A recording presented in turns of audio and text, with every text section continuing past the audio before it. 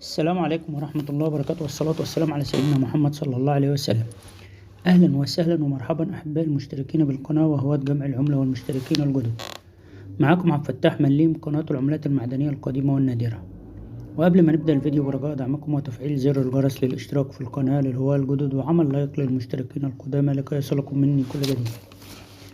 معانا النهاردة العملة التي تجعلك غنيا، عملة الإصدار الخاص، عملة المملكة المغربية النادرة 10 سنتيم النحاسية، وهي عملة مطلوبة لدى الهواة المغاربة سنة 1974. ويتكون الدرهم المغربي من 100 سنتيم.